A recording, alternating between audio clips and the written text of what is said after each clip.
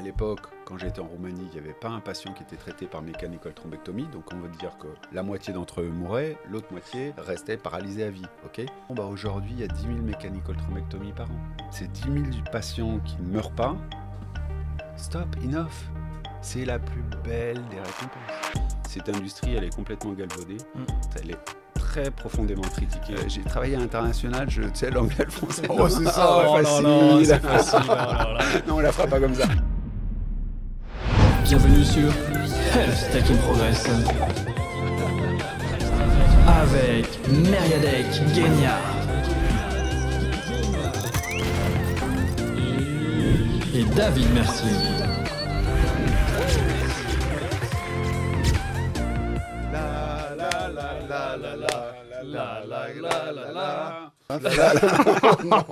Ça commence très fort. On est parti sur les chapeaux de roue. Bon bah du coup ça enregistre. Là on s'est fait prendre à défaut. Si tu veux tu peux mettre ton casque David. Ah oui ça, c'est vrai pour entendre, c'est la première. Pour entendre nos conneries. Ah bah je t'entends mieux maintenant. Et puis tu peux remettre aussi le micro en face de toi comme ça tu vas être à distance de bouche. À distance de bouche respectable. C'est toujours. Bah ravi Dan de t'avoir sur ce podcast. Là t'as la pression, là il sait plus. Pourquoi vous me regardez tous les deux? Il sait plus regarder. Bah on va peut-être te laisser introduire ce podcast. Voilà. Bah c'est super. Merci tout d'abord. C'est génial. Allez, fin. Merci. Au revoir. Et vous allez prendre un café, c'est ça? Merci Dan. Oui, on va prendre le café. C'est super. fini. Allez-y. Donc je suis ravi d'être là. Déjà, merci pour l'invitation. Ravi de partager ce moment avec vous. Il n'y a pas de thème, donc c'est génial. Ça va être complètement ouvert. On va rigoler. Il y a des thèmes. Il y a quand même des questions. Ah bon? Il y a une trame, mine de rien. Ah bon. Il y a une trame. On va essayer de la tenir, mais bon, le but c'est de pas la tenir. Ouais. Et alors, pas de bullshit. Ah oui, c'est ça, en fait. Pas de corporate blabla. On va pas poser des questions. Alors Dan, ta définition du leadership, quelle est-elle? Est-ce que aujourd'hui un coach c'est mieux qu'un mentor?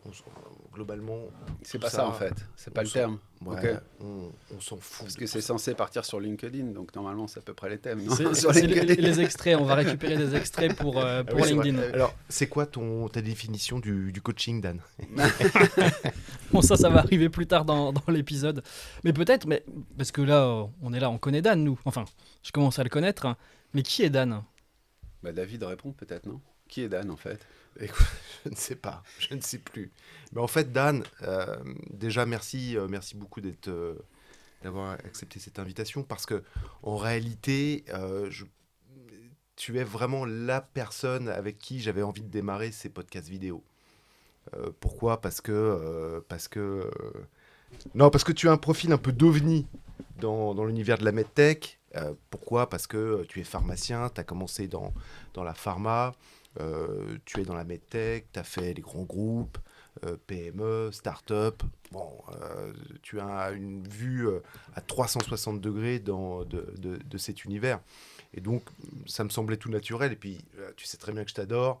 J'adore ton mindset, ta philosophie de vie, tes valeurs humaines, blablabla, C'est beau comment il parle quand même. Blabla. Et en réalité, c'est un énorme kiff de t'accueillir aujourd'hui. Donc le but, c'est on échange sur des thèmes. Surtout. Voilà. Qui nous vont bien parti. tous. Moi, j'ai envie de commencer sur une première question parce que ça permet aussi, ça va être le pilote, ce podcast. C'est est-ce que David, il est pareil dans la vraie vie que sur LinkedIn, toujours rigolard avec les lunettes. Est-ce que c'est le même ou est-ce qu'il joue un personnage? Bon, David m'a introduit, donc je me permets de l'introduire un petit peu puisque tu me poses cette question. Très sincèrement, ce que j'aime chez David en particulier, c'est justement la complète transparence entre la vie perso et la vie pro. Parce que j'ai le bonheur de le connaître à titre aussi perso, donc on passe des moments ensemble. Et quand il introduit ce podcast en disant pas de bullshit, etc., c'est David. Et c'est ce que j'aime, tu vois, c'est ce que j'aime chez lui, j'aime cette transparence, et je pense que pendant l'heure qu'on va passer ensemble, à mon avis, on le verra, parce qu'il a cette transparence, cette honnêteté de discours. Il peut aller voir un CEO, lui dire non, je ne suis pas du tout aligné avec toi, même s'il est client, il lui dira... moi, il n'est pas aligné avec moi de temps en temps sur certains sujets. Je pense qu'on je suis toujours aligné avec toi, Dan. C'est bien, mon David. C'est bien. Non, mais on a cette transparence et cette honnêteté tous les deux. C'est-à-dire qu'à chaque fois qu'on va discuter de certains sujets, on n'hésite pas à se dire non, mais tu racontes n'importe quoi, là, tu es complètement à côté de la plaque. C'est parfait, ça. Donc ça c'est un peu, c'est peut-être une des raisons pour lesquelles il a décidé d'introduire ce podcast avec moi, c'est que on a toujours eu la transparence et l'honnêteté intellectuelle tous les deux, et sans biais, pour pas prononcer le mot. Et ça, c'est un vrai honneur et une vraie amitié, profonde. L'avantage avec Dan, c'est que il est tout à fait capable de pouvoir prendre du feedback. C'est assez rare en réalité. Il y a beaucoup de leaders, de managers qui, en réalité, dans leur structure, sont un peu les rois dans leur organisation et ils ne sont pas réellement challengés. Et donc, d'avoir des personnes comme Dan qui vient chercher du feedback pour pouvoir se remettre en question, avoir une vision peut-être un petit peu différente, avoir un vrai sparring partner, c'est quand même pas toujours. Et la force de David, si tu veux, c'est qu'il a une telle vue holistique de l'industrie. Il travaille avec tellement de personnes, avec tellement de types d'entreprises, de la grosse à la start-up, etc. C'est qu'il a les benchmarks. Donc, quand tu pars dans une direction et tu dis, tiens, je vais aller dans cette direction-là, est-ce que c'est la bonne ? Alors, évidemment, tu te challenges en interne, mais il a raison, David. Il y a un peu de corporate en interne. Hein, donc, voilà.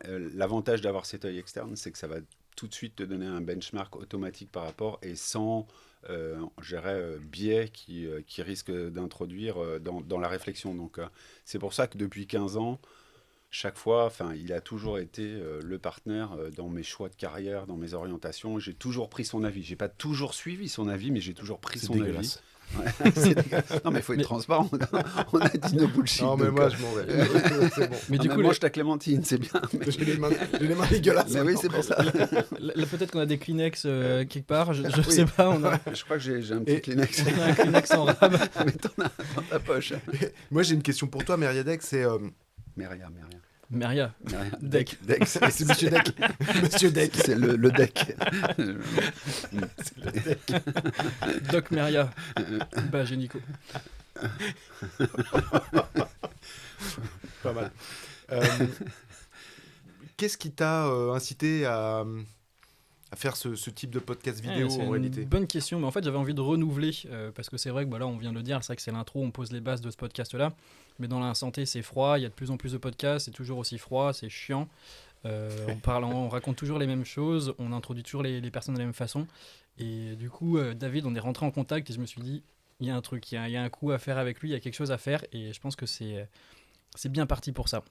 Mais d'ailleurs, tout à l'heure, il disait que tu étais le roi de tes industries, etc. et que tu arrivais à te remettre en question. Il n'a pas dit ça comme ça. J'ai entendu le mot roi. Non. Il n'a pas dit ça comme ça.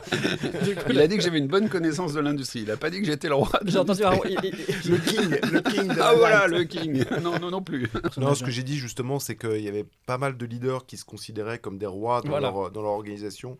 Et en fait, c'était principalement du top-down. Et qu'en réalité, Dan, il n'est pas du tout... Elle est bonne, celle-là, mais rien. Et donc, lui, il accepte le Dan top, en fait. Ouais, tu vois okay. Et donc, en réalité, c'est la barotte. Hein. Et en fait, ça va être compliqué.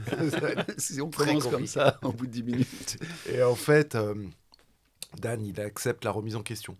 C'est à l'inverse de pas mal de personnes qui ne sont pas du tout dans cette logique d'accepter du feedback. Et donc du coup aujourd'hui tu travailles où ? Peut-être on va faire un petit cours sur le parcours quand même. Je vais revenir là-dessus, mais si tu me permets, Maria, je te perturbe ton podcast, je suis désolé, mais il y a quand tu disais je connais très bien cette industrie, je suis surtout passionné par cette industrie et je crois que c'est le maître mot dans une carrière et je trouve que votre initiative de podcast, et c'est pour ça que je l'ai accepté, c'est l'occasion de remettre cette industrie au centre des vrais débats.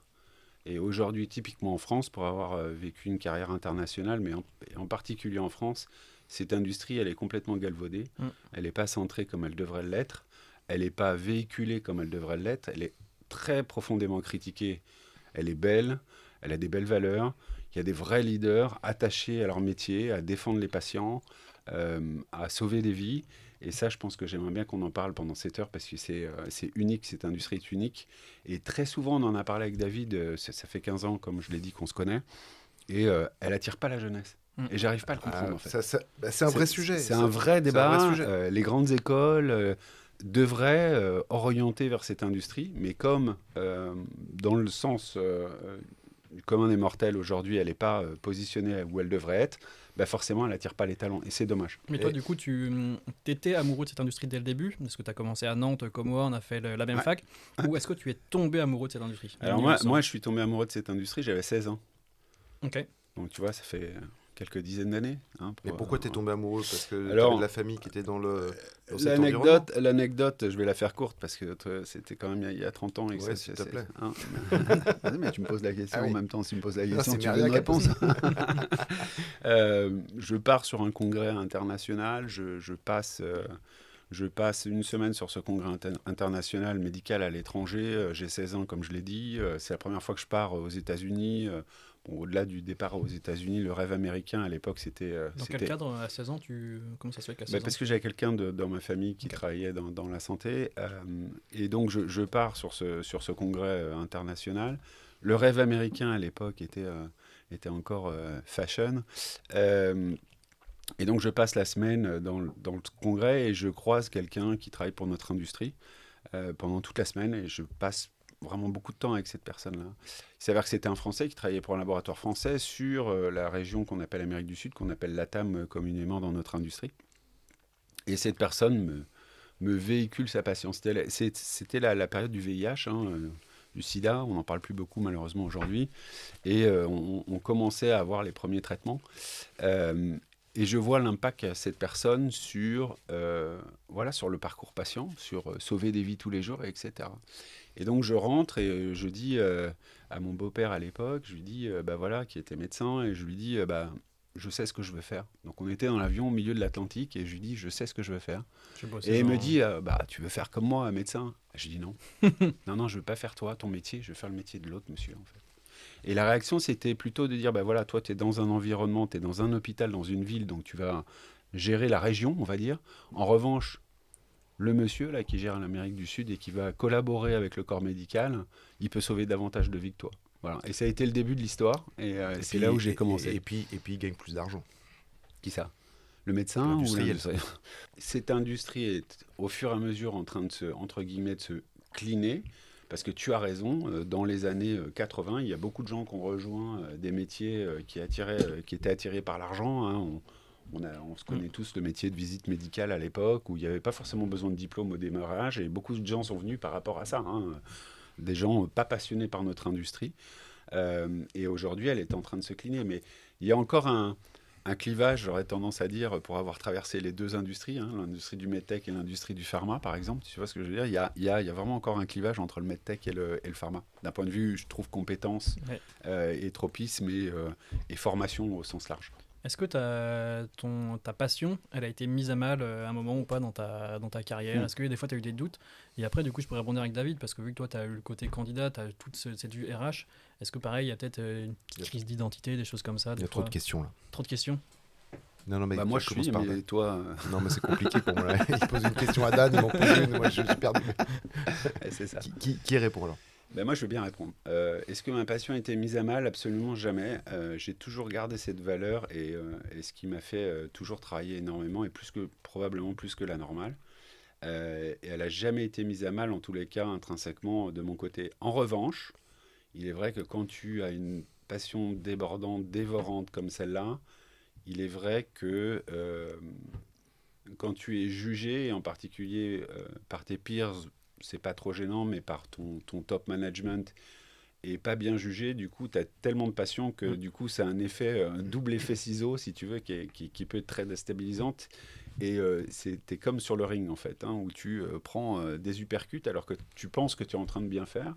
Et probablement, dans le court moyen terme, tu démontreras que tu es en train de bien faire, mais par contre, ton top management est en train de te dire que potentiellement, tu pourrais faire mieux. Et là, c'est vrai que c'est dur à entendre.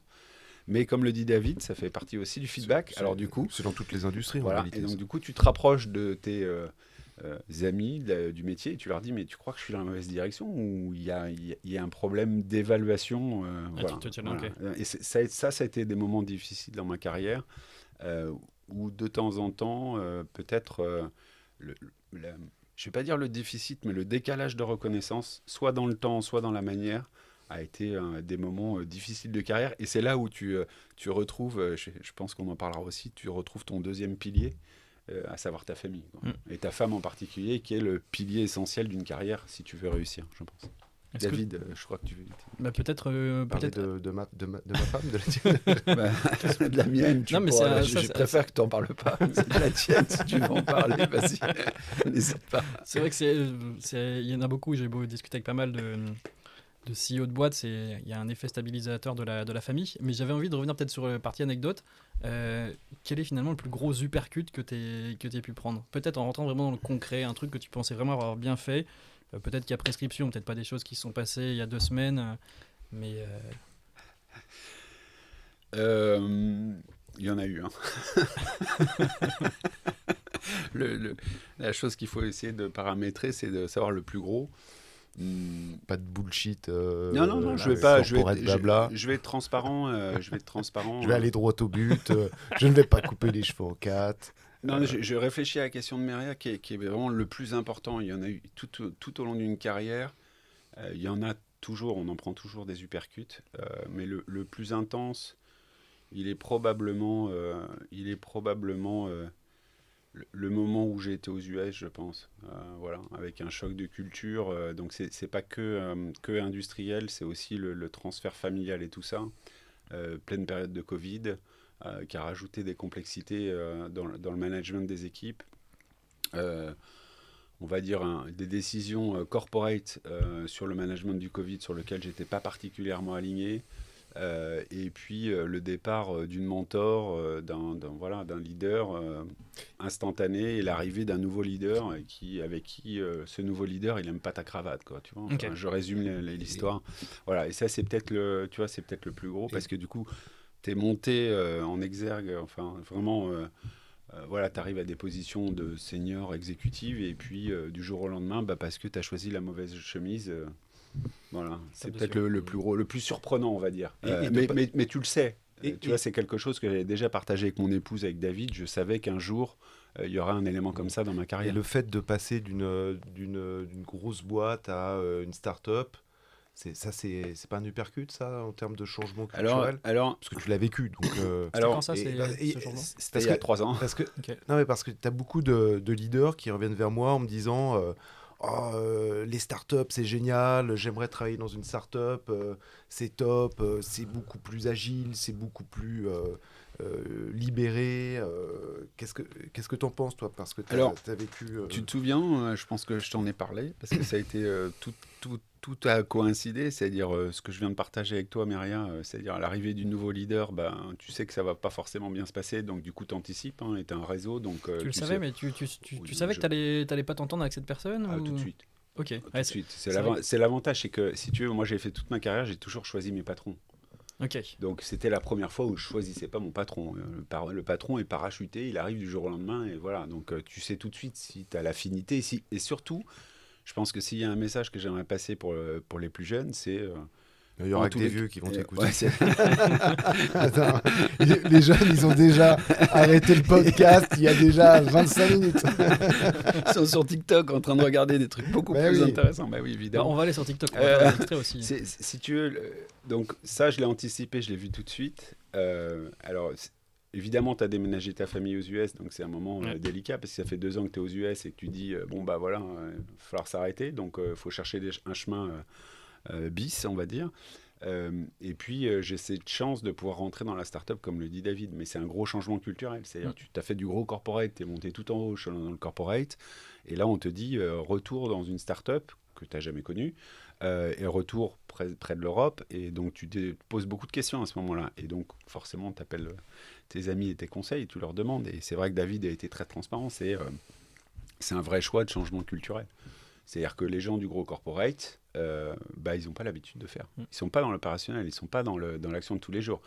Le gros corporate, la personne elle est habituée à avoir une multitude de personnes autour d'elle qui font pour elle. Tu retournes dans la start-up, tu as beau avoir un beau titre dans la start-up, tu te retrouves les mains dedans. Voilà. Donc pour répondre à ta question, David, ça a été un choc, mais aussi une libération, parce que du coup tu sors aussi de l'aspect, process, corporate, politique, d'un siège headquarter. Donc pendant un an, ça a été un dream. Est-ce qu'on peut juste reciter les boîtes et peut-être les dates juste pour les Oui, auditeurs on peut citer les boîtes. Oui. Le gros corporate, c'était Medtronic, donc numéro 1 mondial du matériel médical. Donc c'est là où c'était il y a 3-4 ans. Aux US, et puis je bascule dans la startup qui s'appelle Siemencure, qui est basée à Montpellier. Voilà, je pourrais détailler je dirais leurs produits évidemment plus tard. Ouais, belle techno. Très très belle techno. Et d'ailleurs, un énorme big up à toutes les startups qui sont basées à Montpellier. Montpellier et autres. Hein, mais c'est vrai qu'il y a un vivier de startups qui. On va en faire passer Lucien, il va passer sur le podcast. On espère bien voir Lucien. Même si Lucien, ça fait pas trop startup, mais j'adore Lucien, franchement. On se connaît pas personnellement, mais j'ai vu ses posts. On s'adore, mais on se connaît pas. Non, mais extraordinaire. Par poste interposé, on a déjà échangé tous les deux, c'est ce que je veux dire. Voilà. Donc, tu arrives dans la startup, tu vis ton dream pendant un an parce que tu sors de tout cet environnement qui était contraint. J'allais citer bref, qui était contraint. Là, il y a une private joke, désolé pour les auditeurs. Il n'y a pas de private joke. Oui, c'était le mot, j'étais à 2 doigts de le passer. Tu te dis, ça y est, je suis jeune, quoi, tu vois. Tu remets des baskets, tu vas au bureau en jean, etc., etc. Et puis, au bout d'un certain temps, tu as quand même tes vieux démons qui te rappellent, c'est-à-dire les finances, quoi. Tu vois ce que je veux dire ? Et là, quand tu arrives au bureau, aux startup, et que tu vois les gens jouer aux cartes entre midi et 2 alors qu'ils n'ont pas délivré forcément ce qu'ils doivent délivrer, tu te dis, bon, les gars, on va peut-être arrêter la partie de cartes, on va se remettre au boulot. Ça te crispe et là, ça commence un peu à crisper, et c'est là où il y a un côté un peu ambivalent entre ta liberté et puis ton délivrable, parce qu'il y a quand même un board et des investisseurs à qui il faut délivrer. Et les gens qui jouent aux cartes, ils ne se rendent pas forcément compte parce qu'on les a conditionnés à jouer aux cartes parce que c'est l'esprit funky. Je suis dans une start-up, j'ai un billard, j'ai une table de ping-pong. Et toi, Mériadec, comment tu vois cette génération, la génération de Dan dans l'industrie de la santé. Génération. On est de la même ville, on est le même maître de stage, on a fait le même externat, mais il y a peut-être quelques années d'écart, non ? Bon, pas beaucoup. Il y a 5 ans, là. 34 ans. Au moins. On va sortir les dates de naissance très bientôt. Mais c'est vrai qu'il y a un gros changement. Tu le vois déjà, ne serait-ce que sur le télétravail, par exemple. Ça, c'est un gros sujet, ça. Aujourd'hui, il n'y a plus un jeune qui veut venir travailler s'il n'y a pas minimum 2-3 jours de télétravail. Ah oui, 3 jours. Ouais, la moitié du temps, en fait. Parce que des fois, se balader, se coltiner des trucs, alors que tu peux faire la même chose chez toi en étant peut-être plus efficace, en moins de temps.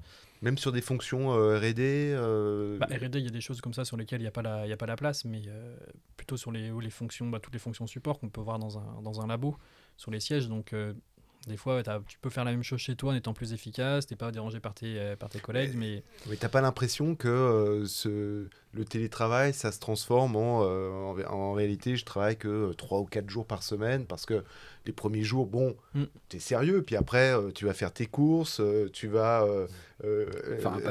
voir Mémé, complètement, manger avec elle. Mais finalement, pourquoi pas si voilà, on y arrive. Non, mais pourquoi pas alors, non, mais c'est une vraie question parce qu'il y a peut-être que dans un labo ou dans une structure ultra stricte, la personne elle va être assise à son bureau, mais ça va pas être productif et puis elle peut se faire déranger, etc. Donc, est-ce que c'est pas mieux d'être tranquille, faire son truc dans son coin et puis tu le fais peut-être en moins de temps? Voilà, ça c'est un vrai débat de société, quoi. Et le télétravail, il y a quoi d'autre comme écart en réalité? J'avoue que moi je le connais pas trop parce que j'ai jamais travaillé, donc et pourquoi pas. Et puis moi je suis en plein dedans, hein. Du coup j'ai lancé une agence de com dans la santé. C'est à domicile, donc la frontière entre vie perso et vie pro je la vois pas trop. Pour moi il y a plus de dimanche, il y a plus de lundi, c'est toutes les mêmes journées. Donc je saurais pas, en vrai je suis pas la bonne personne pour juger ça, quoi. Oui, parce qu'il y a aussi ce sujet, c'est l'équilibre entre vie pro, vie perso. Bon, moi j'avoue que je l'ai jamais trouvé, cet équilibre, parce que t'aimes ce que tu fais, et du coup tu vois pas la... Ouais, j'aime ce que je fais, et puis il faut le faire, je veux dire. Donc moi je travaille généralement entre 10-12 heures par jour, et puis les week-ends inclus, les vacances également. Enfin, je travaille les vacances, donc ma femme elle est avertie de ça, mes enfants également, ils sont habitués, et c'est vrai que je vais me faire fustiger en réalité, parce que les gens disent bah non, il faut équilibrer, etc. Bon, Et je suis peut-être de l'ancienne génération. Mais je pense que là, c'est vrai qu'on n'est pas forcément les mieux placés pour en discuter parce qu'on aime ce qu'on fait et puis on l'a choisi. C'est vrai que c'est la grosse différence. C'est souvent le cas comme dans l'industrie de santé, sur des hauts postes, c'est qu'on a la chance de choisir ce qu'on veut faire.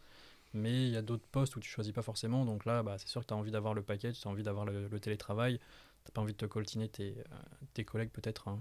Ah oui. Mais alors, du coup, l'esprit d'équipe, il y en a plus, parce que si tu n'as plus envie de te coltiner c'est un vrai challenge. Ça, c'est un vrai collègues. problème au niveau social. C'est vrai que c'est un gros vecteur social, le travail, et tu le perds aujourd'hui. Mais, et du coup, qu'est-ce qui t'a donné c'est ça qui t'a donné envie de repartir ensuite sur l'industrie. Et aujourd'hui, du coup, t'es chez Garbet, c'est ça? Voilà, c'est ça. Donc, écoute, 2 ans de start-up, et puis au bout d'un certain temps, il y a quelques divergences, on va dire, stratégiques, hein, très honnêtement. Et moi, j'ai fait le choix très tôt dans ma carrière, à partir du moment où j'ai une divergence stratégique avec une boîte, je reste pas. Enfin, dans tous les cas, je reste pas à me plaindre. Voilà, c'est soit j'arrive à influencer les choix stratégiques, et dans ces cas-là, je reste, soit j'y arrive pas. Et c'est le bon état d'esprit. Voilà, je pense toujours. que je suis exactement dans la même démarche, c'est-à-dire qu'à partir du moment où tu n'es plus du tout aligné avec la vision, c'est pas grave en réalité. On détient pas de vérité, c'est pas nous qui avons raison et l'autre qui a tort, mais il n'y a plus d'alignement.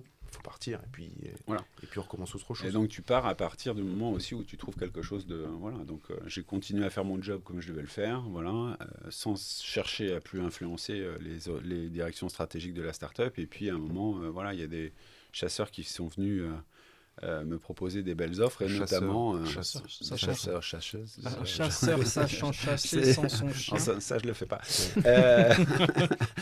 Et l'offre Garbet est venue, et voilà. Et j'ai envie de rebondir sur un truc que tout à l'heure tu as dit, quand tu as su là aux États-Unis que ton nouveau boss ça allait pas le faire.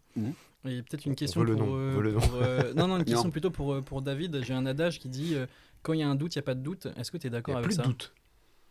Il n'y a plus de doute. Quand il y a doute, il n'y a plus de doute. Ah oui, ça c'est Philippe Laroche. C'est voilà la roche. Voilà. C'est lui c'est lui qui sort cette expression. En tout cas, c'est lui qui a l'habitude de sortir cette expression. Puis en réalité, je me dis oui, c'est vrai. Moi, je l'utilise souvent. Quand il n'y a pas de doute, il n'y a plus de doute. Et donc, en réalité, il faut pas y aller. Quand il y a un doute, faut pas y aller. Il y a une autre expression comme ça que j'utilise en entreprise, c'est le doute profite à l'entreprise. Ok. C'est-à-dire que quand on entretien de recrutement, en général, tu sais, comme d'habitude, il y a 4-5 personnes qui voient le candidat. S'il y a une personne qui a un doute... J'en ai une autre pierre qui roule, la masse pas mousse. Tu veux, on peut continuer on comme fait ça. tourner les serviettes. On y va, on en enchaîne comme ça. Là. C'est à celui qui s'arrête, en fait. Celui qui n'arrive pas à en trouver une autre, non? Là, ça peut durer très longtemps, là. Donc voilà, je pense que c'est fondamental. Mais comment ça sert, comment ça sert à l'entreprise? Non, le doute profite à l'entreprise. C'est à partir du moment où tu as eu le doute sur un candidat, il n'y a plus de doute. C'est exactement ce que dit David. Il faut pas y aller. Faut pas y aller. À chaque fois que... moi, c'est ce que je dis aussi aux sociétés avec lesquelles je recrute. C'est-à-dire que lorsqu'un décideur me dit « je le sens pas », mais même si c'est pas réellement c'est pas tangible, objectif, je dis « n'y va pas. N'y va pas ». Et tiens, David... Dans ton métier de recruteur, tu vas nous parler de ce que tu fais aujourd'hui, mais c'est quoi tes 3 enseignements sur le recrutement? Oh non, on avait dit pas de questions. Ah mais si, mais voilà, moi, tu sais, j'en viens vite. Pas de questions. Mais les 3 quoi? Enseignement. Alors, je vais commencer. C'est quoi ton premier enseignement? Parce que si je t'en pose 3, je sais que tu vas bugger. Là, c'est drôle. En fait, déjà, justement, j'en parlais cet après-midi. C'est assez étonnant en fait. Lorsque on recrute pour les industriels de la santé, on va avoir une exigence en termes de process qui est extrême en fait. C'est-à-dire qu'on va suivre un process qui va nous amener à une longue liste, une short list, avec des candidats qui sont évalués, tests de personnalité, prise de référence, assessment, etc. Et en réalité, on a très peu d'échecs lorsqu'on recrute. Ça arrive, mais avec un process bien huilé comme on a, généralement, on va jusqu'au bout et avec beaucoup de succès. C'est pour ça que tu m'as jamais chassé, d'ailleurs. Tu es trop cher. C'est ça le problème. Non, ça n'a rien à voir. Si, tu es trop cher. Mais tu savais que j'allais sortir du process. Voilà, exactement. Et non, mais ça arrivera. Et en fait, lorsque j'ai recruté pour Strammer, c'est-à-dire que pour mes propres équipes, j'ai totalement lâché le process. Et j'ai, la plupart du temps, recruté au feeling. Et en fait, le premier enseignement, c'est on a l'impression que lorsqu'on recrute pour soi, en fait, on sait faire. Et donc, du coup, on laisse aller son feeling. Alors, parfois, ça marche. Et ça donne des recrutements fabuleux, en réalité. Mais souvent, ça ne marche pas. Parce que on n'a pas creusé assez profondément et en fait, on découvre au fur et à mesure du temps que il n'y a pas forcément soit d'alignement sur la vision, la stratégie ou la façon de déployer et après, tu es obligé de te séparer de la personne. Et ça m'est arrivé plusieurs fois. Et donc, en réalité, j'ai été un très mauvais recruteur pour Strammer. Et donc, le premier enseignement, c'est le recrutement, c'est pas juste je sors un CV de mon chapeau, c'est véritablement un process qui est extrêmement complexe sur l'analyse des hard skills, mais aussi des soft skills. C'est principalement, c'est le plus gros enseignement que j'ai tiré de ma carrière. Et ta plus grande surprise? Dan Raffi. Tiens, j'aimerais te soumettre un nom et j'aimerais bien que tu... Ça commence à sentir la question piège. Oui. Non, je te donne un nom et tu me dis ce que tu penses de cette personne en termes de leadership. De 1 à 10 ?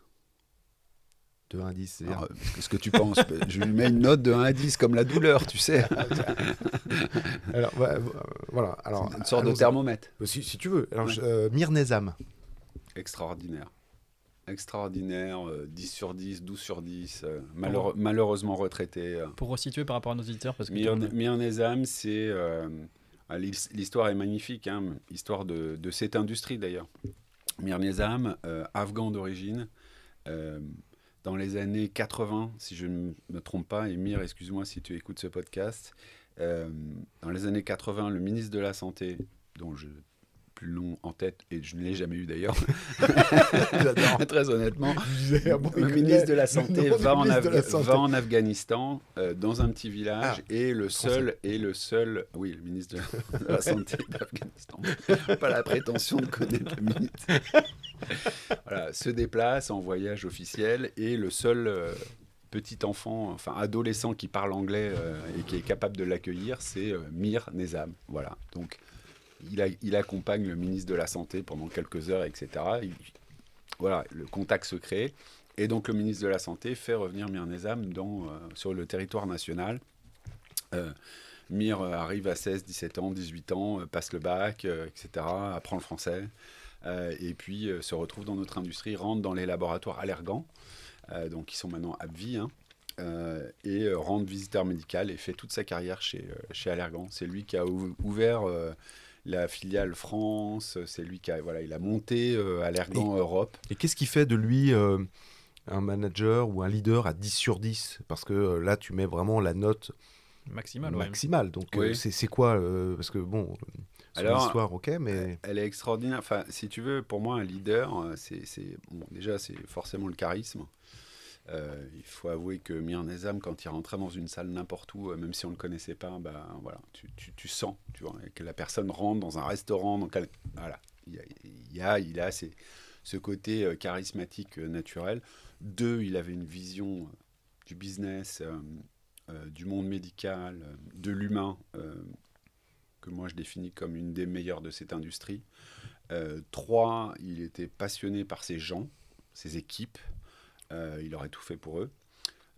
Et 4, c'est ce qu'il a réussi à faire d'Allergan, hein, voilà, tout simplement en tant que chef d'entreprise. Donc voilà, c'est l'ensemble. Il avait vraiment tout de réuni chez lui. Voilà. Pour moi, c'est un rôle modèle, quoi.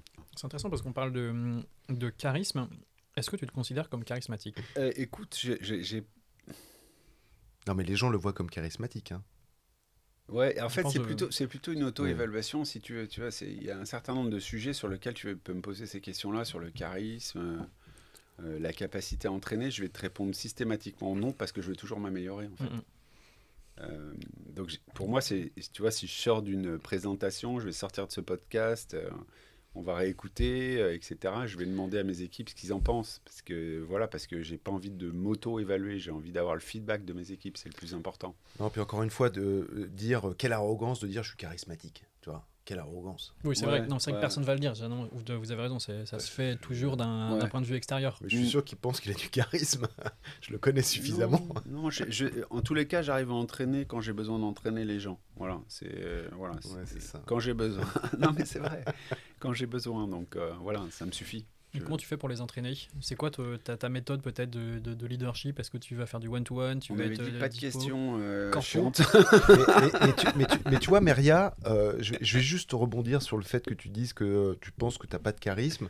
En fait, tu as tout à fait réussi à m'entraîner dans ton aventure. Ouais. Donc, je suis assez sollicité. Ouais. J'y vais pas toujours, en fait. Mais là, j'y vais parce que je me dis, tiens, c'est intéressant de faire ce podcast vidéo avec toi. Donc, moi, je trouve que tu as une vraie forme de charisme. C'est intéressant ça. Il y a même, on pourrait même repartir faire une boucle sur les médias. La puissance d'avoir un média, d'avoir un personal branding fort pour peut-être entraîner ses équipes. Il y a tout ce qu'on fait à côté aussi qui est hyper important. Mais du coup, comment tu travailles avec eux ? C'est vrai que la question est peut-être chiante, mais... Non, mais je rigole quand je te dis qu'elle est chiante. Non, c'est pas vrai, elle est pas chiante. C'est juste relou, quoi. Sur une note de 0 à 10, elle est combien ? T'es à moins 5. Sur la relouterie, là. 10. Non, entraîner ses équipes, je crois qu'il y a...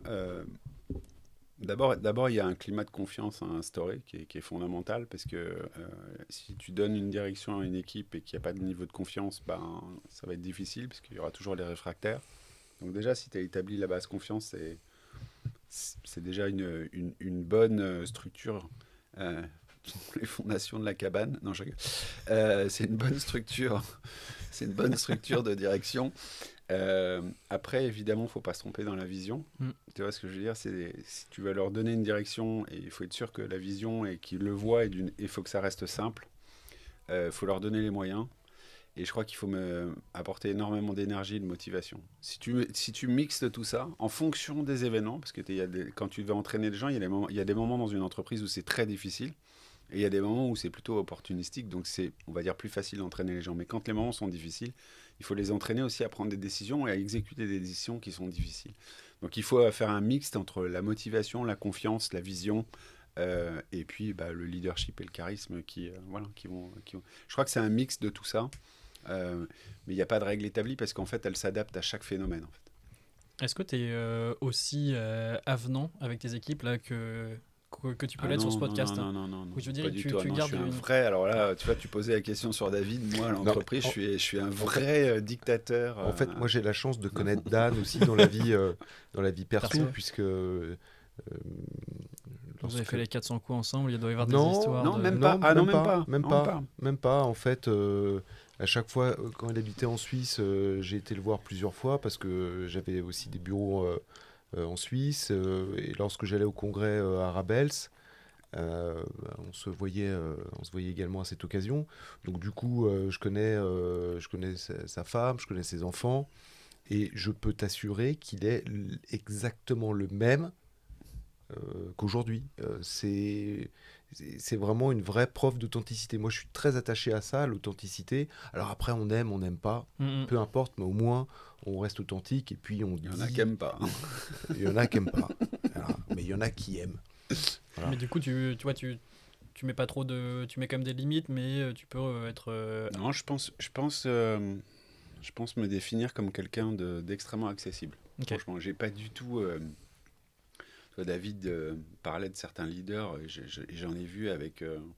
on peut les mettre dans la catégorie d'égo surdimensionné parce qu'ils sont arrivés dans un poste, et ça y est, ils ont l'impression que tout le monde doit leur obéir, les respecter, et ça instaure de la distance. J'ai pas le sentiment de faire ça, en tous les cas, à mon niveau. Tu peux pas dire que t'as pas d'ego non plus. Oui, on a tous de l'ego, mais c'est vrai que non, c'est un... Ego. Écho ou égo? Égo. Qui est le plus beau? Non, mais il va nous sortir qu'il a pas d'ego tout à l'heure. Non, on a tous de l'ego. Moi, j'ai de l'ego. Hein. Ouais. Ah bah oui. Peut-être une mini question, tutoiement ou vouvoiement dans les grands groupes? Toi, tu tutoies Moi, tes je équipes? tutoie tout le monde. Tout le monde me tutoie. Et alors, c'est très drôle parce que quand je suis arrivé chez Gerbet, il y avait cette culture un petit peu du vouvoiement. Et donc, à chaque fois, les gens viennent me voir les premières semaines. Et vous Ah non, je dis non. Non, on s'arrête, c'est tu. Hein. Voilà, et ça va tout de suite.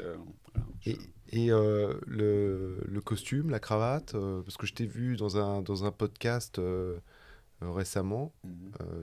Je t'avoue que j'ai eu un peu de mal à tout suivre, mais je l'ai fait quand même parce que le fond était très intéressant, mais la forme était angoissante. Mais ouais, bah écoute, le costume, la cravate, moi ça me perturbe pas en fait. Hein. D'accord. Vraiment pas. Qu'est-ce que tu recommanderais à des jeunes, enfin s'il y a encore des jeunes qui nous écoutent, À cette heure-là, ils ont accroché là. c'est par rapport au look, parce qu'on a parlé tout à l'heure du télétravail, de l'équilibre vie pro, vie familiale, mais il y a aussi le look, parce qu'on parle d'inclusion, et donc c'est venez comme vous êtes. McDonald's. Voilà, mais demain, un commercial vient en jean troué avec un piercing, et la tête à moitié rasée, et les tatouages voyants dans le cou ou sur le visage. Qu'est-ce que tu en penses ? Je reste peut-être un petit peu traditionnel et classique sur cet aspect-là, tu vois ce que je veux dire. Bon, j'ai peut-être été un peu fort en même temps. Non, t'as pas été trop fort, je suis pas choqué, ne t'inquiète pas, mais je reste assez traditionnel et assez classique. Là, je pense quoi, qu'il faut Dans garder nos métiers de la un santé, neutre, ouais. je pense que je pense qu'il faut rester. Je peux utiliser entre guillemets le côté propre, quoi, hein, tu vois, je pense que sur un congrès, il faut être en costume cravate. C'est le respect du client. Quand il y a des meetings importants, on va en costume cravate. Quand on rencontre des gros acheteurs, quand on rencontre un patron de CHU, on va en costume cravate. Bon, tu respectes un client même si tu n'as pas la cravate. Oui, disons je quoi, suis t'as d'accord moins avec de- toi. t'as moins de chances de faire d'erreur, Voilà, moi je reste assez attaché au costume cravate. Bah, c'est vrai que c'est Voilà, le style neutre par excellence. je- Hein. T'es sûr de pas choquer. Il a disparu depuis quelque temps. Il revient. On en entend de plus en plus parler. Ah oui, ça il revient. Chez quelle catégorie de personnes ? Je vais quitter cette interview parce que je le sens très désagréable. Non, pas du tout. Non, je rigole, je sais bien. Mais En France, je pense pas, David, tu vois. Je pense que ça reviendra probablement plus tard. Parce que de toute façon, c'est toujours par cycle. Hein. Tu sais bien, hein, le costume cravate, il était ressorti. D'ailleurs, de toute façon, j'ai envie de le remettre parce que Mais globalement, moi j'avais toi, souci tu déjà devrais peut-être, depuis d'ailleurs. un moment. Oui. Tu devrais peut-être. Et donc, y a pensé d'ailleurs. Ouais, j'ai dit, non, Non, faut le laisser celui-là. Moi, j'ai pas de problème. Hein. Ok, tant que c'est David, il n'y a pas de problème. Et putain, c'est bon ça. Et du coup, je sais plus. J'étais sur le costume cravate et Ouais. je te dis, je reste assez traditionnel et attaché à ses valeurs. Au bureau, je mets plus la cravate au bureau, très honnêtement. Je mets la cravate au bureau si j'ai un rendez-vous important le soir et que j'ai besoin d'avoir le costume cravate. Mais Moi, le conseil que je pourrais donner par rapport à ça, c'est il faut analyser quelle est la culture de l'entreprise et puis il y a un dress code dans l'entreprise. Voilà. Et suis le dress code. Et voilà, suivre le dress code. Friday, en général, c'est casual. Hein, tu vois ce que je veux dire. Bon, la start-up, c'est casual tout le temps. Ouais. Est-ce que avec les postes que tu as pu occuper, tu as Viens avec rencontré. tes cartes, par contre. Hein Si c'est casual, tu viens avec tes cartes. Je l'ai pas. Je l'ai pas non plus. Non, mais c'est par rapport à ce que je vous ai dit. Vous êtes fatigués, les gars. Nous, bah oui, on n'a pas le. Vous faites une interview, mais vous suivez pas les discussions. Il y a un truc qui va pas quand même. Attends, je retire les lunettes. Ouais, mets une paire rose, par exemple, ça t'ira mieux. Alors, vas-y, Myria, qu'est-ce que tu Vas-y, Non, j'allais Myriam. poser une question un peu toute autre pour rebondir là-dessus. Est-ce que le fait d'être à des postes à haute responsabilité, tu as rencontré des grands de ce monde, des personnes importantes? Est-ce que tu as des anecdotes avec des personnes, des grosses personnes que tu avais rencontrées? Alors, ça dépend ce que tu en parles, les grands de ce monde, mais j'ai rencontré quelques ministres, évidemment, haut placés, avec des gens merveilleux. J'avoue que j'ai vécu des moments merveilleux, avec des anecdotes que positives et constructives. Hein. Il n'y a pas d'anecdotes croustillantes. Si je peux en raconter une, si tu veux, ça peut te... Peut-être, je vais essayer de la faire short. J'étais chez Medtronic. C'était le 12 juin 1934. Non, voilà. Je travaillais sur l'AVC, hein, donc phénomène grave de santé publique. Et mon rôle, enfin, la mission que je m'étais donnée, c'était vraiment d'implanter les thérapies pour soigner l'AVC dans les pays où il n'y avait rien en fait. Enfin, pas rien, mais en tous les cas, il n'y avait pas le soin ultime pour traiter. Tu es pharmacien aussi, donc tu connais la mechanical thrombectomie qui a été lancée il y a 10 ans et qui sauve des milliers, voire millions de vies chaque année. Et donc, on me propose d'aller en Roumanie parce qu'il n'y avait pas du tout de mechanical thrombectomie en Roumanie. Et donc, j'ai quelqu'un de ce qu'on appelle Governmental Affairs là-bas en Roumanie. Et puis, j'ai mon patron du Market Access qui vient et qui se déplace avec moi. On arrive en Roumanie, on arrive tard. On arrive, il est 22h, quelque chose comme ça. Et on avait rendez-vous avec le ministre de la Santé et le Premier ministre roumain, Eugen Teodorovic. Vous regarderez, c'est charismatique. Voilà, très intéressant comme monsieur. Et donc, on m'emmène dans son bureau. Donc, c'est le voilà, je vais forcément pas retrouver le nom. T'avais raison, c'est long. Le palais de Ceausescu, tu vois, donc, qui est le second bâtiment le plus gros après le Pentagone aux États-Unis. Ouais, c'est vrai que je raconte toutes les anecdotes. Et j'arrive là-bas. Et on me dit, faut rentrer par la petite porte, parce qu'évidemment, industriel, donc on rentre par la petite porte, et on arrive face à son bureau, son assistante, etc. Il est quand même minuit, tu vois. Donc, voilà. Et les portes s'ouvrent, et là, tu rentres dans un bureau qui fait 500 mètres carrés, voilà, avec la vieille télé des années 80. Bon, c'était il y a 5 ans, hein, la vieille télé des années 80, tu sais pas, l'écran LED, etc., etc. Et tu vois... Qu'est-ce qu'il y a, tu vois, tu trouves que c'est long, c'est ça? Tu mesures le temps, c'est ça? Et tu arrives, et donc Eugène est avec son cognac et son cigare dans le canapé, en train de, tu sais, comme dans les années 80, c'est un truc, voilà, et on s'installe. Et là, on a discuté pendant 2-3 heures. On a parlé parce que c'était déjà notre président Emmanuel Macron, on a parlé d'Emmanuel Macron, des usines Renault, pourquoi on n'installait pas plus d'usines Renault en Roumanie, et puis on a fini par parler du traitement de l'AVC, et on a obtenu un accord très rapide sur l'implémentation de la mechanical thrombectomie avec son sponsoring financier, et on a mis ça en place hyper rapidement. C'était long, non? Ouais. Très, très long. Puis la chute... long au début, au milieu un petit peu, long sur la fin. Et en fait, j'ai mangé les bonbons parce que vous me fatiguez. Voilà, je vous l'ai dit. En fait, il y a un sujet qui me touche particulièrement et qui nous touche tous particulièrement, mais on en parle en réalité peu, c'est le patient. Les industriels, je les trouve client-centriques, pour reprendre leur terme. Customer, non. Mais pas patient-centrique, en fait. Ils disent patient-centrique, mais en réalité, c'est le sentiment que j'ai. Qu'est-ce que tu en penses? Je vais complètement objecter. Votre honneur. Je me dois, parce que autrement, tu vois, si tu veux... Toi tant mieux d'ailleurs. Non, mais toi qui es un vrai défenseur de cette industrie depuis des années, et tu le sais parce que tu travailles avec quand même beaucoup de leaders de cette industrie, on est tous focusés sur le fait de sauver plus de vies. Mais oui. Voilà, donc quand on a un objectif de sauver plus de vies, on le fait pour les patients. Il n'y a pas une industrie aujourd'hui qui peut se targuer d'avoir fait gagner 2 ans d'espérance de vie. Voilà, attendez, d'avoir fait gagner 2 ans d'espérance de vie depuis la Seconde Guerre mondiale. Je vous le rappelle, il n'y a pas d'autre industrie qui peut...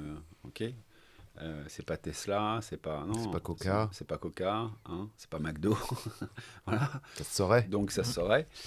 Notre industrie a sauvé... C'est pas l'industrie du luxe non plus. Parce que... luxe, mais elle est belle, l'industrie du luxe. C'est surtout l'industrie du luxe française. Mais en tous les cas, cette industrie a fait ça. Et on en parle jamais. À chaque fois, je vais vous donner encore un autre bel exemple.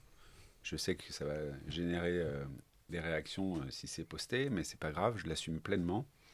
Le Covid est un super exemple. C'est pas cette industrie qui a créé le Covid. On sait d'où ça vient, voilà, on sait pourquoi c'est sorti, on sait pourquoi c'est arrivé, on sait pourquoi ça a généré tous les débats.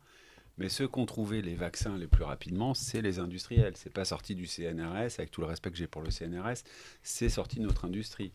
Moderna, Pfizer, Astra, etc., etc. C'est ceux-là qu'il faut remercier, parce que peut-être qu'on ne serait pas en train de faire un podcast aujourd'hui. Et ça, oui, ça va qu'est-ce générer des débats. ouais. Et tant mieux. Et qu'est-ce qu'on dit? Ah, mais ils ont gagné tellement d'argent. Oui, oui, mais s'ils n'avaient pas été là, on en serait où aujourd'hui? On est d'accord. Voilà. Et ça, je Enfin, pense moi, je suis qu'il d'accord. y a un moment, il faut vraiment le véhiculer parce que c'est un peu comme partout. Il y a des gens qui font du très très bon travail avec un vrai focus patient. Voilà, l'histoire que je te raconte sur la Roumanie. Pour revenir sur l'histoire de la Roumanie, ça fera un lien.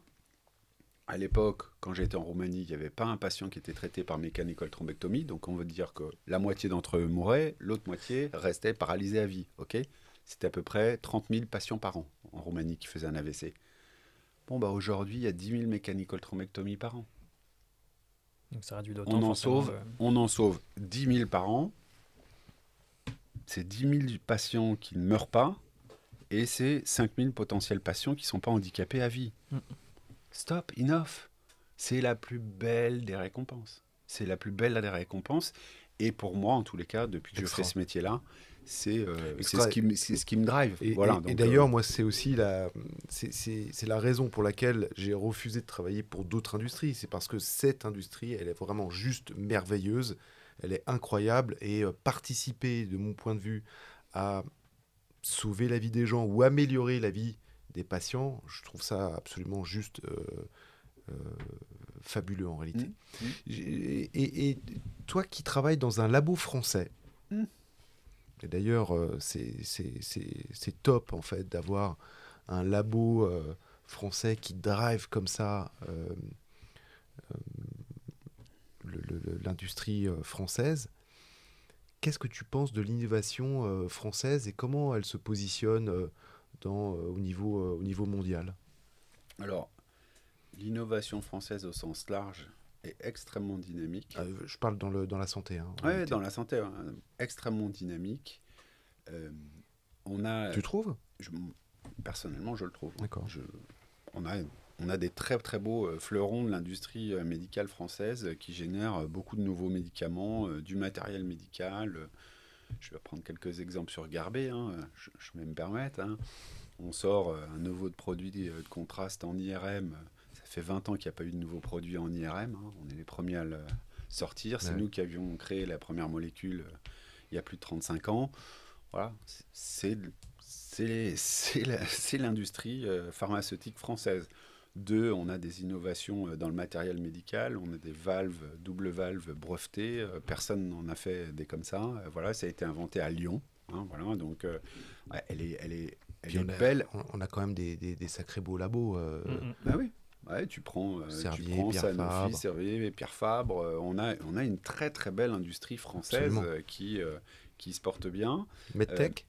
Alors Medtech, un petit peu moins, tu le sais bien, mieux que moi d'ailleurs. Ouais. On est un peu plus en retrait. Et puis après, start-up, on a des très très belles start-up. Ah oui. Très très très belles start-up. En revanche, évidemment, on n'a pas les coups des franches financières que peuvent avoir nos amis américains. Tu montes une start-up aux États-Unis, tu as besoin de lever 10, 20, 30, 40, 50 millions, tu les as quasiment, tu le sais bien.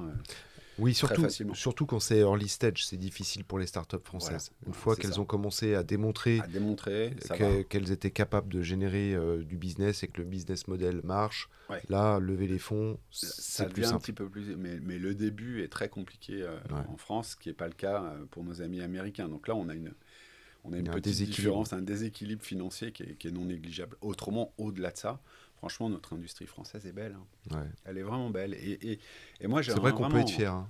Ouais, c'est ça. Et d'ailleurs, on est tous les deux dans le bureau de French Healthcare. Et la mission de French Healthcare, c'est de promouvoir l'innovation médicale française à l'international. Et c'est un ravissement de siéger dans cette belle association. Ouais, c'est un honneur. Moi, tu vois, je 400 adhérents. 400 adhérents. Et on espère doubler en réalité. Enfin, ramener plus, j'espère. Et tu vois, Maria, pour répondre aussi à ta question sur l'innovation française, moi qui ai travaillé plus de 15 ans pour les laboratoires américains, de Allergan à Medtronic, dans différentes positions, monde et moins monde, et Europe, et etc., j'avais envie d'apporter ma contribution à l'édifice français. Quoi. Voilà. De revenir sur mon retour sur la start-up française et d'où mon next step dans un laboratoire français. parce que notre industrie est belle et il ne faut pas regarder que les industriels américains. On a de quoi compiter nos amis américains et de leur prendre de la part de marché et ne pas leur laisser le territoire rien que pour eux. Et c'est un peu mon objectif et la raison pour laquelle j'ai rejoint Garbé. On va passer sur les petites questions de fin. Peut-être, est-ce que tu as un regret dans ton parcours, hormis avoir participé à ce podcast avec David? Ouais, déjà, tu as raison. C'est vraiment le premier regret. Après 20 ans de carrière, franchement, je peux te le dire, c'est vraiment mon premier regret. J'aurais jamais dû venir. En plus, je pouvais même pas sortir parce que vous m'avez encerclé. Donc voilà, bonne technique. Est-ce que j'ai un regret dans ma carrière ? Une chose que tu ferais différemment, je sais pas, justement tu es allé aux États-Unis, il y a un truc qui s'est pas bien passé, est-ce que tu Ah non, je retournerai aux États-Unis, c'est une expérience, ça a été une expérience unique pour ma femme, mes enfants. Non, franchement, je le referais et pour moi aussi, hein, j'ai eu des équipes merveilleuses, je me suis régalé pendant 2 ans et demi. Donc voilà, après le changement de management, ça a duré 3 mois, c'est pas très long. Non, j'ai pas de regrets comme ça qui me viennent spontanément, honnêtement, tu vois. David, tu te souviendras d'un de mes regrets, non ? En fait, j'étais en train de chercher. Non, je pense que chez Medtronic, tu as fait tout ce que tu pouvais faire. Éclaté, c'est chez Medtronic. Ouais. Jusqu'au jour où, mais au demeurant, les 8 ans chez Medtronic, c'était le top. Allergan, ça a été le top. Lundbeck a été le top. Non, mais il a encore le temps d'avoir des regrets. Hein, parce que la différence, c'est que toi, tu choisissais tes expériences. C'est ça. J'ai pas de regrets, tu vois. Franchement, comme ça qui me viendrait spontanément en me disant je ferais quelque chose différemment.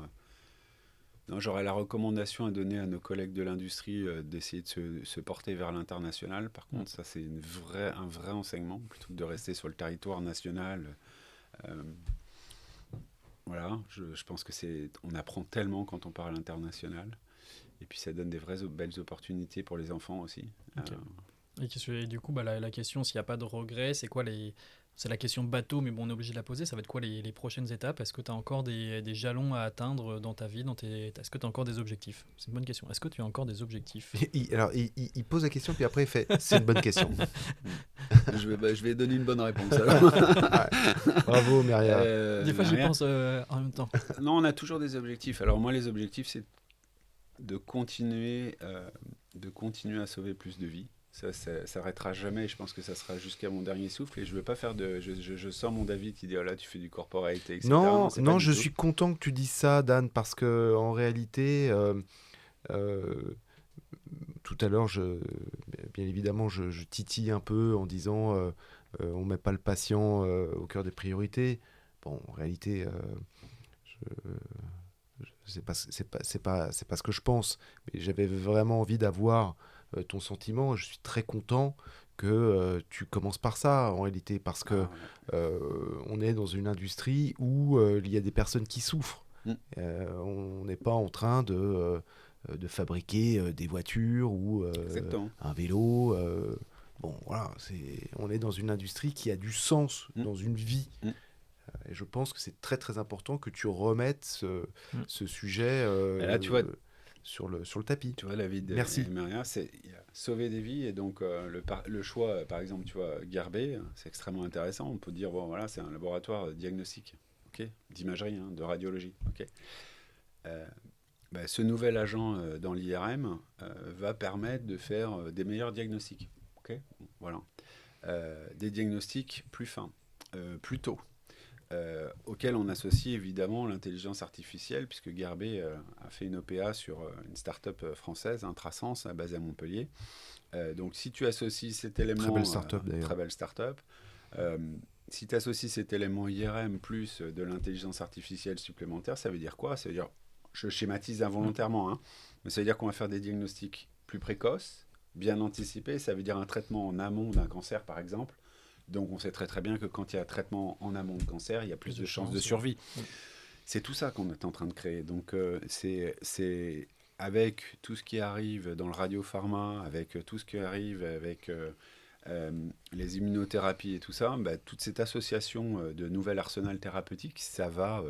moi, le combat du cancer est un combat personnel. Voilà, donc... j'ai eu le combat de l'AVC, j'ai eu le combat des anévrismes. J'espère avoir contribué suffisamment. En tous les cas, j'ai mis tous les moyens. venant chez Gerbet, j'ai vraiment une volonté de combat contre le cancer. Ça, c'est un vrai cheval de bataille pour moi.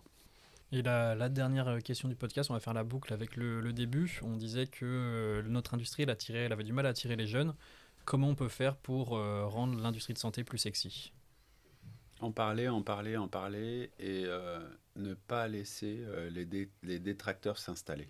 Il faut absolument attaquer ces détracteurs et ne pas les laisser ternir l'image de cette société. Enfin, de cette industrie.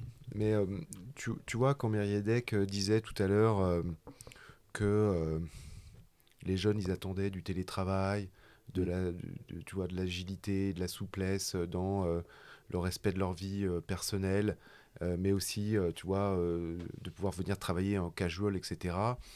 Il y a peut-être encore un décalage entre ce que nous on dit, c'est-à-dire il y a une culture d'entreprise, il faut se conformer, et puis eux disent ouais mais bon, nous on n'a pas vraiment envie de se conformer. Donc au-delà de ce qu'on pourrait dire sur l'industrie de la santé, c'est comment on peut faire en sorte que ces deux mondes puissent se retrouver. Yep. Ok. Bon, on a fait le tour, je pense. En tout cas, merci, ouais. Merci beaucoup. Là. Ah ouais. Bon, Dan, merci beaucoup. Un grand plaisir. Myria, franchement, j'ai trouvé ce podcast super sympa. Top. Merci à vous pour l'invitation encore. Et puis, avec David, on se retrouve au prochain épisode. Et plein de bons succès pour la suite, pour les podcasts, les gars. Merci beaucoup. Salut, bonne soirée, les amis. Ciao.